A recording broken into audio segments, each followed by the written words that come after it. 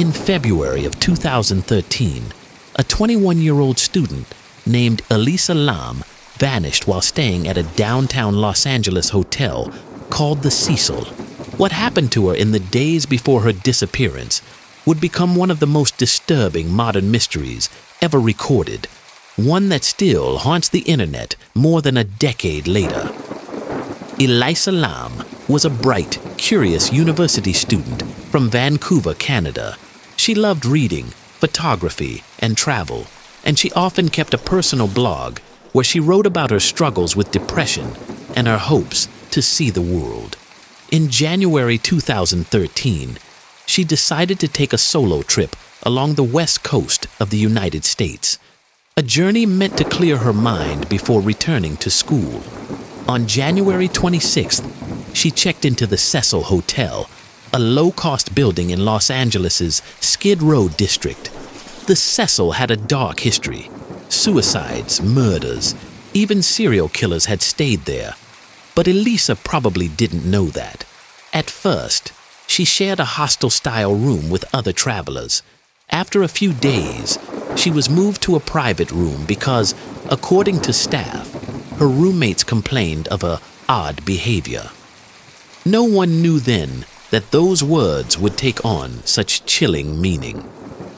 During the next week, Elisa explored Los Angeles. She visited bookstores, museums, coffee shops, and mailed postcards to family and friends. She called her parents daily. Everything seemed fine. Then, on January 31st, her parents stopped hearing from her. She missed her checkout date and failed to return their calls. By February 1st, the Los Angeles Police Department was notified. Flyers with her photograph went up across downtown. Detectives reviewed security footage from the hotel, hoping to trace her steps. What they found changed everything. The footage came from a security camera inside one of the Cecil's elevators. The timestamp read February 1st, 2013, around midnight. The video begins normally. Elisa walks in, wearing a red hoodie and black shorts. She looks around, presses several floor buttons, and waits. But the elevator doesn't move. Then she leans forward slightly, peeks quickly out into the hallway as if checking for someone, and darts back inside. She presses more buttons. She steps halfway out again, waving her hands nervously. At one point, she hides in the corner, her body tense, breathing fast. Seconds later, she steps out completely, and her movements become strange, almost theatrical. Her arms twist in odd, slow motions, like she's pushing away something invisible or communicating in gestures only she can understand. Her hands float in the air, fingers bending delicately, unnaturally. Then she walks off to the left and disappears from view. The elevator doors remain open for nearly 2 minutes before closing. That was the last confirmed sighting of Elisa Lam alive. When the LAPD released the video to the public, it spread across the internet instantly. Millions of people watched it, frame by frame, searching for clues. Some said she looked like she was hiding from someone. Others believed she was hallucinating or under the influence of drugs. Some noticed the elevator panel. The doors behaved oddly, staying open far longer than normal. Theories exploded online, ranging from mental illness to ghosts, government experiments, even demonic possession. But no theory prepared anyone for what came next. For nearly 3 weeks, there was no sign of Elisa. Police searched every floor, questioned staff, checked the roof, but found nothing. Then, on February 19th, hotel guests began complaining about water pressure. They said the water coming from the taps was dark, foul-tasting, and smelled strange. A maintenance worker went to the roof to inspect the water tanks. When he climbed up and opened the heavy metal hatch of one of the tanks, he saw something floating inside. It was Elisa Lam.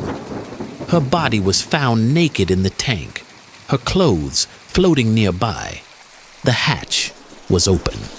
There were no ladders leading directly into the tank, and to reach it, she would have had to climb several locked doors and a high ladder, somehow lifting the heavy lid on her own. The coroner's report listed the cause of death as accidental drowning, with her bipolar disorder as a contributing factor. No drugs or alcohol were found in her system. Only small traces of medication prescribed for her mental health.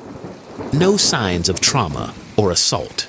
The official conclusion said she had suffered a psychotic episode, wandered to the roof, and accidentally drowned. But even years later, many refused to accept that explanation.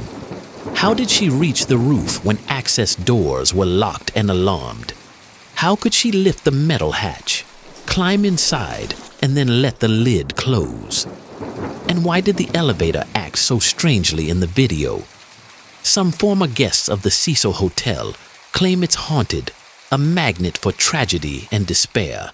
Between the 1930s and 1980s, the building saw dozens of suicides, unexplained deaths, and was even home to serial killers Richard Ramirez and Jack Unterweger.